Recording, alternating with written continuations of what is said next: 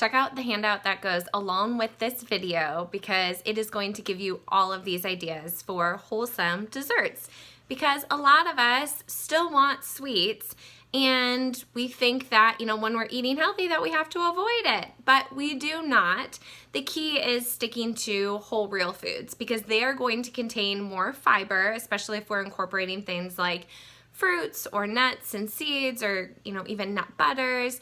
That is going to provide fiber that then slows down the rate of which sugar reaches your brain, therefore making it less addictive. So for me personally, I don't consume a lot of sugar, but if I do, oh my gosh, I feel like I am just drawn to it. I'll try to walk away and leave the kitchen and next thing I know, I've had 5 cookies or 5 pieces of homemade candy that is rich in that refined sugar. So what I recommend is combinations of fruit, chocolate, nuts, nut butter. To give you some ideas, I like to do a dark chocolate, and if you're not a fan of dark chocolate, what helps is dipping it in peanut butter or some almond butter or even a melted coconut butter.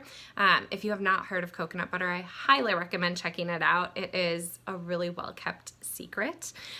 So it's great if you want to melt that, but dark chocolate is pretty bitter. So the higher the percentage, the more cacao. And cacao is quite bitter, but it offers a ton of health benefits and antioxidants.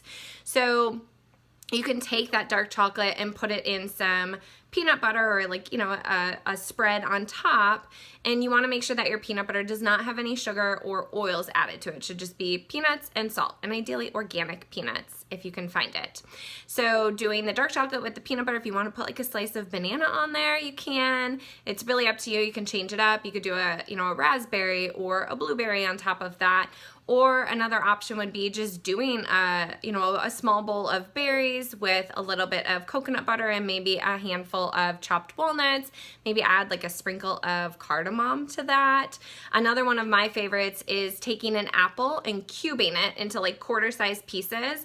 Sprinkle it with some cinnamon and or pumpkin pie spice and heat that up either on the stove with a little bit of water in a saucepan and kind of steam it, or you can put it in the microwave and then top that with some ghee or butter or even coconut butter and then enjoy. You can also add some pecans or walnuts to that. So those are some ideas. Check out the handout so that you get additional ideas and experiment and see what combinations you come up with on your own, but try to incorporate those whole real foods so that you're upping that fiber consumption and playing around with different flavors of what leaves you feeling most satisfied.